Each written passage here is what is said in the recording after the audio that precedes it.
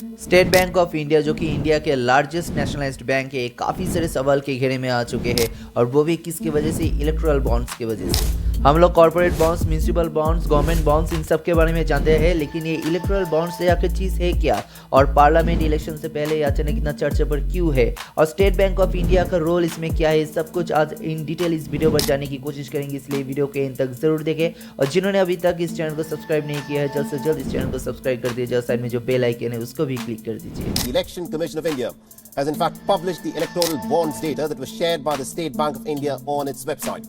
Now this of course is being seen as a big move towards transparency in political funding for elections in the country. Everything that's going to happen in the next 1 week is going to be connected obviously to Lok Sabha election. तो इतने सालों में क्यों नहीं, और ये शायद electoral bonds और पेटीएम का जो हो रहा है उसको शायद कवर करने के लिए होगा, बट नहीं होगा। इस देश जानना चाहता है कि इलेक्टोरल बॉन्ड्स और पेटीएम में क्या हुआ है, क्या सच है इसके पीछे, कौन है इसके पीछे। सो इलेक्टोरल बॉन्ड्स क्या होते हैं, जानने से पहले जानना पड़ेगा कि ये बॉन्ड्स आखिर होता क्या है। हम सभी लोग इन्वेस्टमेंट के हिसाब से सबसे सेफ इन्वेस्टमेंट फिक्स डिपॉजिट या फिर रिकरिंग डिपॉजिट को मानते हैं। ये सबसे सेफ इसीलिए होता है क्योंकि इस इन्वेस्टमेंट में एक पर्टिकुलर परसेंटेज ऑफ इंटरेस्ट आपको दिए जाते हैं एक पर्टिकुलर टाइम के बाद, और ये सब आप पहले से ही जानते हैं, चाहे मार्केट कैसे भी क्यों ना हो, उतना ही परसेंटेज ऑफ इंटरेस्ट एक फिक्स टाइम में आपको जरूर मिलेगा। आप जो लोग थोड़ा रिस्क लेना चाहते हैं वो लोग स्टॉक मार्केट में इन्वेस्ट करते हैं। यहाँ पे रिस्क जितना ज़्यादा है रिटर्न मिलने का चांस भी उतना ही ज़्यादा रहता है, लेकिन यहाँ पर कोई फिक्स डेट ऑफ मैच्योरिटी नहीं रहता। लेकिन इन दोनों इन्वेस्टमेंट के बीच एक और इन्वेस्टमेंट आता है जिसको बॉन्ड्स के नाम पे जाना जाते हैं। एक कंपनी अपना बिजनेस रन करने के लिए मार्केट से जनरली 3 तरीके से पैसे उठाते हैं। एक है अपना शेयर मार्केट में छोड़ना, लेकिन इसके वजह से जो लोग उस कंपनी के शेयर खरीदते हैं वो लोग उस कंपनी के जितने % शेयर खरीदते हैं उतना % ओनर बन जाते हैं। इसके वजह से कंपनी के स्टेक होल्डर्स के नंबर्स भी बढ़ने लगते हैं।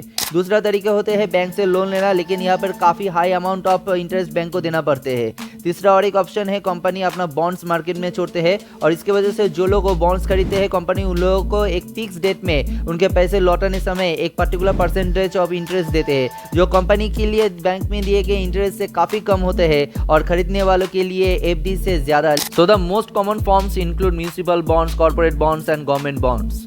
2017-2018 यूनियन बजट में मोदी गवर्नमेंट संसद में एक स्कीम लॉन्च करते हैं इलेक्टोरल बॉन्ड के नाम पे। ये बॉन्ड्स मार्केट में छोड़ा गया ताकि लोग या फिर किसी कंपनी अगर किसी भी पॉलिटिकल पार्टी को फाइनेंशियली हेल्प करना चाहते हैं तो फिर वो बॉन्ड्स खरीद के उस पार्टीज को हेल्प कर सकते हैं। बाद में वो पॉलिटिकल पार्टीज उस बॉन्ड्स को इन्वेस्ट कर सकते हैं अपने अपने अकाउंट्स में। इलेक्टोरल बॉन्ड्स के प्रस्ताव देते वक्त ये कहा गया था कि इससे पॉलिटिकल पार्टीज के फाइनेंशियल ट्रांजैक्शन में ट्रांसपेरेंसी रहेंगे। जो इलेक्टोरल बॉन्ड्स की योजना थी जिसकी बजट में मैंने घोषणा की थी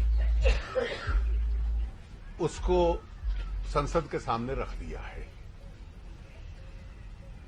इसके पीछे उद्देश्य ये है कि जो चुनाव की और राजनीतिक दलों की फंडिंग मैकेनिज्म है, जो उनको पैसे के साधन मिलते हैं, उनको ट्रांसपेरेंट और साफ किया जाए। इलेक्टोरल बॉन्ड से पहले पॉलिटिकल पार्टीज अगर 20,000 से ज्यादा मनी रिसीव करते थे तो फिर ओनली रेगुलर बैंक चेक से ही वो मनी ट्रांसफर हो पाते थे और इलेक्शन के समय इलेक्शन कमीशन के सामने सोर्स ऑफ दोस फंड्स भी इन डिटेल रिवील करना पड़ता था। लेकिन इस इलेक्टोरल बॉन्ड्स के सिस्टम में कौन पैसा दे रहे हैं वो नाम हिडन रहता है। मतलब जिस पार्टी को डोनेट किए जा रहे हैं सिर्फ वही पार्टी जानते हैं कि कौन है डोनर, लेकिन आप हम जैसे साधारण पब्लिक के लिए उस डोनर के नाम जाना इम्पॉसिबल है। इनफैक्ट इलेक्शन कमीशन के सामने भी पॉलिटिकल पार्टीज को डोनर्स की आइडेंटिटी रिवील करने का भी कोई जरूरत नहीं है। इलेक्टोरल बॉन्ड्स के तहत पॉलिटिकल पार्टीज की इस फंडिंग को चैलेंज करके 2 ऑर्गेनाइजेशन सुप्रीम कोर्ट जाते हैं। जो 2 ऑर्गेनाइजेशन स्कीम को चैलेंज किए थे वो है ADR and common cause and the communist party of India. 2017 के मनी बिल के हिसाब से सभी पॉलिटिकल पार्टीज को अपना सोर्स ऑफ मनी और अपने डोनर की आइडेंटिटी, जो भी 20,000 से ज्यादा पैसे डोनेट कर रहे हैं उसका डिटेल्स रिवील करना ही है। लेकिन डोनेशन अगर इलेक्टोरल बॉन्ड्स के तहत होते हैं तो फिर सिंपली डोनर्स का नाम सामने नहीं आएगा और इसका फायदे लेकर बहुत सारे companies unlimited money political parties को डोनेट कर सकते हैं और उस पार्टी या फिर गवर्नमेंट से इसके बदले कोई भी फेवर ले सकते हैं in terms of licence, policy changes या फिर गवर्नमेंट कॉन्ट्रैक्ट्स। इनफैक्ट सिर्फ यही नहीं, इतने सारे पैसे और ऐसे बिग इंस्टीट्यूट अपने फायदे के लिए इलेक्शन में भी कई तरीके से मेजर रोल प्ले कर सकते हैं। इन सभी एलिगेशन को बारीकी से जांचने के बाद सुप्रीम कोर्ट ऑफ इंडिया 15 फरवरी 2024 को लैंडमार्क जजमेंट सुनाते हैं, जहां पर इस पूरी इलेक्टोरल बॉन्ड स्कीम को इलीगल एंड अनकॉन्स्टिट्यूशनल कहा गया है। और साथ ही साथ सुप्रीम कोर्ट ऑफ इंडिया ये भी कहते हैं कि वोटर्स को यह जानने का हक है कि देश की पॉलिटिकल पार्टीज कितने पैसे कहां से रिसीव कर रहे हैं। साथ ही साथ supreme court of India state bank of India को ऑर्डर देते हैं एसबीआई को इलेक्शन कमीशन के सामने सभी बायर्स एंड बेनिफिशियर्स की डिटेल सबमिट करना पड़ेगा, जो कि इलेक्शन कमीशन बाद में पब्लिक करेंगे। बैंक जून तक की समय मांगते हैं, लेकिन वो प्ली रिजेक्ट हो जाते हैं और 14 मार्च को फर्स्ट डेटाबेस इलेक्शन कमीशन के थ्रू पब्लिक के सामने आते हैं और वो डेटाबेस पूरी देशवासी के होश उड़ा देते हैं। 14 मार्च को इलेक्शन कमीशन 2 लिस्ट पब्लिक करते हैं। वह देखा जाता है कि अप्रैल 2019 से जनवरी 2024 के बीच टॉप 5 पॉलिटिकल पार्टीज के द्वारा टोटल 11,082 करोड़ रुपए इन कैश हुए, जिनमें से बीजेपी को मिले थे 6,060 करोड़। इस डेटाबेस से ये भी देखा गया है कि 2019 पार्लियामेंट इलेक्शन के पहले बीजेपी ने इलेक्टोरल बॉन्ड से 1,771 करोड़ रुपए रिडीम किए थे और तृणमूल कांग्रेस, जो कि एक रीजनल पार्टी है, surprisingly country's main national opposition party, Congress को पीछे छोड़ देते हैं by encashing electoral bonds worth a total of rupees 1,609 crore between April 2019 and January 2024. This is considered significant for a party ruling just one state.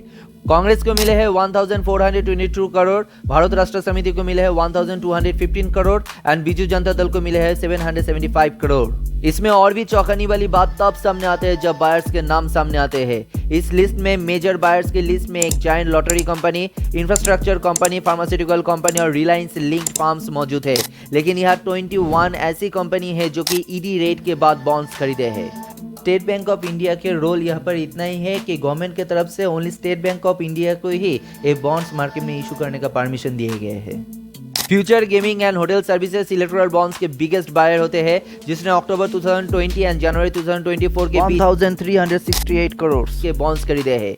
ये company run होते हैं by lottery king Santiago Martin from Coimbatore और इसके ऊपर 2007 से ही agencies का नजर है और सीबीआई 2011 में 30 केसेस इसके ऊपर लॉन्च किए हैं। Mega engineering and infrastructure limited एक हैदराबाद बेस्ड कंपनी है जिसने बहुत सारे गवर्नमेंट कॉन्ट्रैक्ट हासिल किए थे, जिनमें से 1.15 लाख करोड़ के Kaleshwaram lift irrigation project in Telangana, जो कि world's biggest lift irrigation project भी है, उसका कॉन्ट्रैक्ट भी इसी कंपनी को ही मिले थे और इसी कंपनी के against controller and auditor general के तरफ से ग्रॉस इरेगुलरिटीज का भी आरोप थे।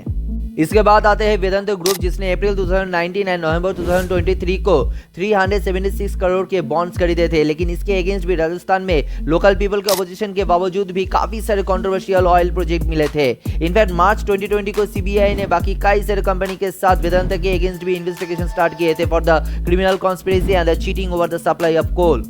Hetero company is one of the biggest pharma companies with manufacturing unit in Russia, Mexico, Iran, China and Egypt besides India. On October 9, 2021, the IT department Hyderabad-based Hetero Pharma Group के office को red करते हैं and detected unaccounted income of 550 crore rupees. IT seized rupees 142 crore in cash। बाद में यही company over course of next 2 years 60 crore rupees के bonds खरीदते हैं। यही कंपनी कोविड-19 के दौरान लाइमलाइट पर आते हैं for developing remdesivir, the drug that was extremely sought specially during the second wave of pandemic. ऐसे ही और भी कई सारे कंपनीज के नाम सामने आए जिसने भारी मात्रा में बॉन्ड्स खरीदे हैं जब उनके ऊपर ईडी, सीबीआई या फिर आईटी डिपार्टमेंट्स का रेड भी चल रहा था। इनफैक्ट कांग्रेस के माने तो फिर इलेक्टोरल बॉन्ड्स का उपयोग चिंताजनक भी है, क्योंकि कॉर्पोरेट डोनेशन के ऊपर से रिस्ट्रिक्शन हट जाने की वजह से काफी सारा शेल कंपनीज इस स्कीम का सपोर्ट लेकर ब्लैक मनीज को पॉलिटिकल फंडिंग में लगा रहे हैं। For example, quick supply chain limited नाम की एक कंपनी है जिसके शेयर कैपिटल है 130 crore as per ministry of corporate affairs filing, लेकिन सरप्राइजिंगली इसने 410 करोड़ रुपए इलेक्टोरल बॉन्ड्स के थ्रू डोनेट किए हैं। हालांकि 21 मार्च को एसबीआई ने बाकी पूरी डिटेल्स विद बेनिफिशियरीज नेम सब कोर्ट में सबमिट कर दिए हैं और वहां से वो सारे डॉक्यूमेंट्स इलेक्शन कमीशन के पास भी चले गए हैं। अब यही देखना है कि ये विवाद कहाँ तक चले और क्या रहेगा इसका इफेक्ट। तो आज के वीडियो यहाँ पर ही खत्म करते हैं। आशा करूंगा कि ये वीडियो आप लोगों को काफ़ी इन्फॉर्मेटिव लगे होंगे। अगर लगे तो फिर वीडियो को एक लाइक जरूर दीजिए और इसको जितना हो सके शेयर कर दीजिए और चैनल पर नए हैं तो फिर चैनल को जरूर सब्सक्राइब कर दीजिए। मिलते हैं और एक नए टॉपिक के साथ, तब तक के लिए bye bye, take care and Jai Hind.